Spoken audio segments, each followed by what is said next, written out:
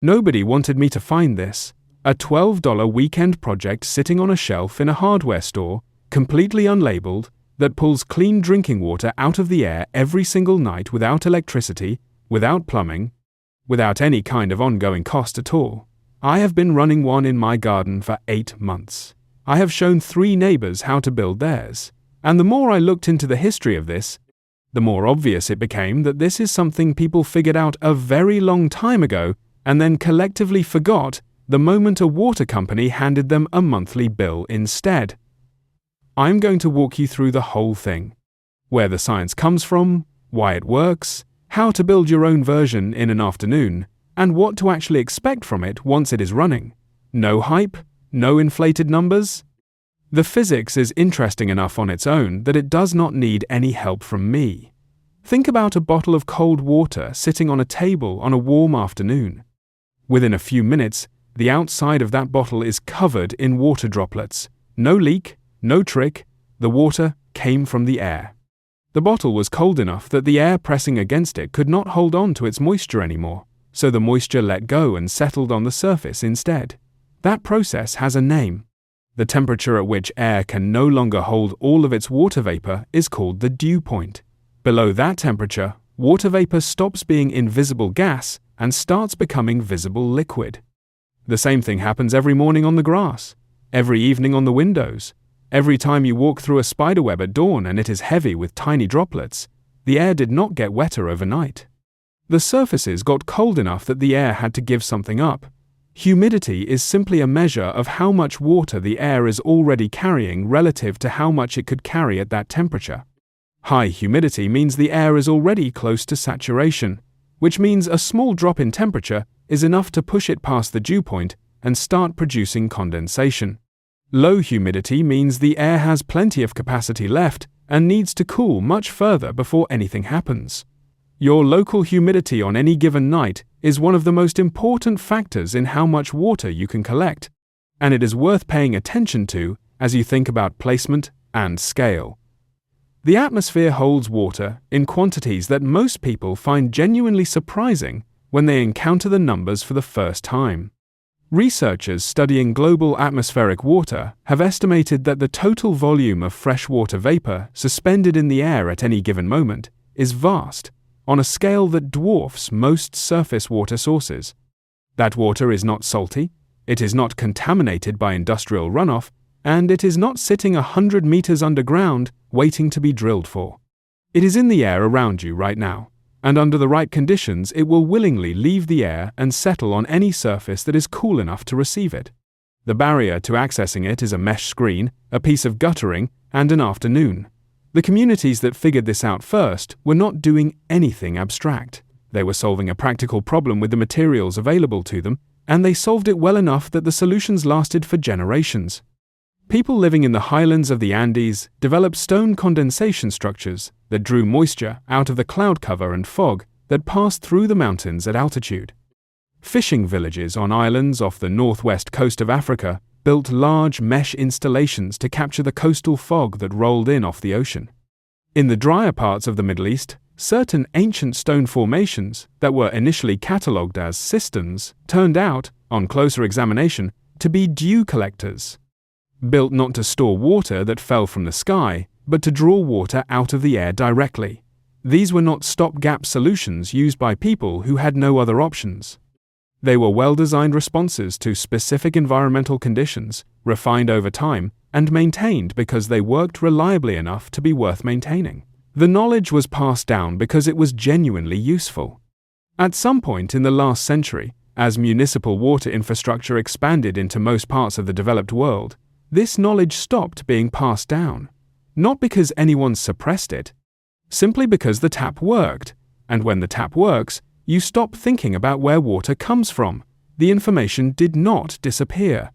It moved into research papers and development organization reports, and the practices of communities in regions where the tap never fully arrived. It just stopped being part of everyday awareness for most people. It is still there. And the materials needed to put it into practice have never been cheaper or more accessible. Here is what you are actually building. The concept is a large tensioned mesh surface angled so that gravity does your collection work for you, positioned so that moving air is passing through it rather than around it, with something at the bottom to catch what runs off. That is the entire system. A big, taut screen facing the breeze, tilted toward a collection trough, left out overnight. The reason mesh works better than a solid surface is surface area. Every strand in the mesh is a potential condensation point. A solid panel of the same dimensions would collect some water, but the mesh gives the moving air thousands of individual contact points instead of one flat wall. The spiderweb works on the same principle. Almost entirely surface, almost no material, extraordinarily effective at capturing dew for its size. For materials, you need shade cloth from a garden center, the kind used to protect plants from direct sun. A piece roughly 6 feet by 6 feet, tightly woven so you can see light through it, but only through a dense grid of fibers, around $5. 4 sections of 1-inch PVC pipe to build a rectangular frame, roughly 4 feet tall by 3 feet wide, $2 or less, and most hardware stores will cut it to length for you if you ask. Zip ties, which you almost certainly already have. A short section of plastic guttering to sit beneath the frame and catch the runoff, around $3 to $4. And something heavy and stable, bricks, rocks, or chunky offcuts of timber to prop the frame at the right angle. Total outlay, somewhere between $10 and $15, less if you already have zip ties and something suitable for propping. For assembly, connect the 4 PVC sections into a rectangle using zip ties at the corners. It does not need to be a precision job. It needs to hold its rectangular shape and support the mesh without collapsing. Lay the mesh over the frame and pull it tight before you secure it. The tension matters. A sagging mesh pulls the water in the low points rather than letting it run steadily down to the trough. Think of the surface of a drum, pulled evenly, consistent tension across the whole face. Zip tie the mesh to the frame every 6 inches along every edge, not just at the corners. The intermediate ties are what keep the tension uniform as air moves through it overnight. Set the assembled frame above the gutter trough with a tilt of roughly 15 to 30 degrees from vertical. Not flat, not standing straight up, leaning, the way you would lean a piece of plywood against a wall at a shallow angle. This tilt is the detail that separates a surface that collects water from a system that delivers it. Every droplet that forms on a tilted mesh has somewhere to go immediately. Gravity pulls it down the face, it reaches the bottom edge, and it drips straight into the trough below. On a flat surface, the droplets sit and wait and evaporate before they ever make it into your collection container. Placement is where most people underestimate the difference it makes. The single most important factor is wind direction. The mesh needs to face into the prevailing breeze. The system works by intercepting moving air. If the air is flowing around the frame rather than through it, you are losing most of your potential collection before it ever touches the mesh. Spend 5 minutes outside at dusk and pay attention to where the evening air is coming from. That is where your frame should face. Get the frame off the ground if possible. Even a foot of elevation helps. Air sitting close to the ground surface is warmer and drier than air slightly higher up because the ground holds and radiates the heat it has absorbed during the day. Raising the frame puts it in contact with cooler, more humid air, and cooler, more humid air gives up its moisture more readily.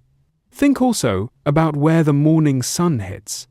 The water that condenses through the night needs to still be in the trough when you collect it at dawn. Direct early sun warms the mesh quickly, and anything that has not already run off will start to evaporate fast.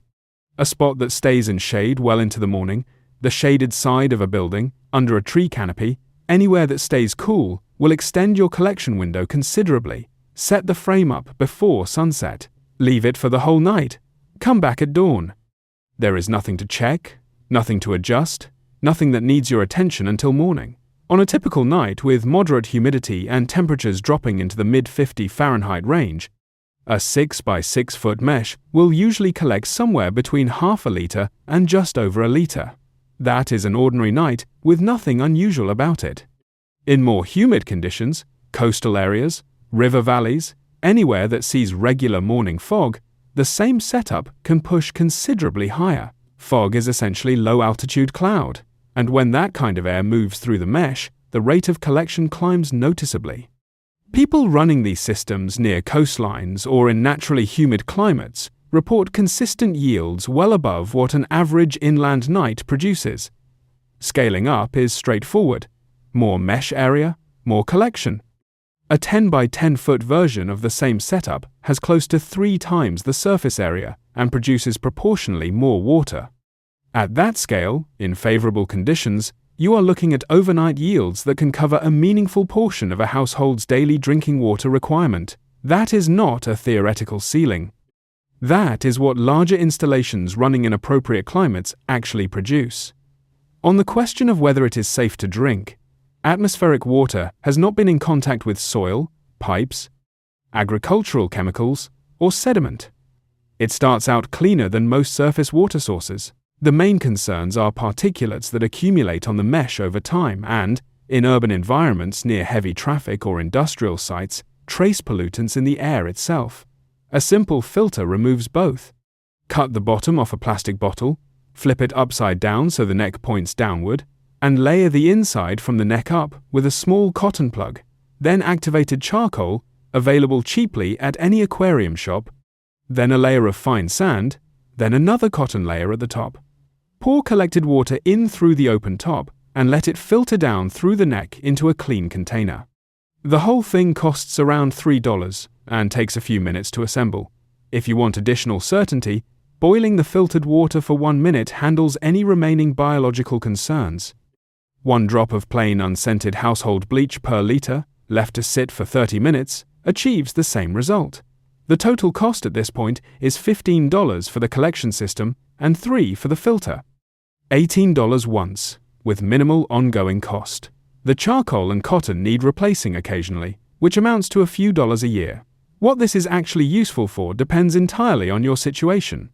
For someone thinking about emergency preparedness, it is a water source that requires no infrastructure and no stored supply. For anyone running an off-grid setup, it fills a gap that solar panels and rainwater tanks do not always cover on dry nights. For anyone who simply wants to reduce dependence on a municipal supply, it is a straightforward way to cover drinking water for some portion of the year without any ongoing bill attached to it. You do not have to take the science on faith. The physics is straightforward, the materials are sitting on a shelf at your local hardware store, and the results show up the very first morning. Build it, set it out before the sun goes down, and come back at dawn. The air will have done the rest.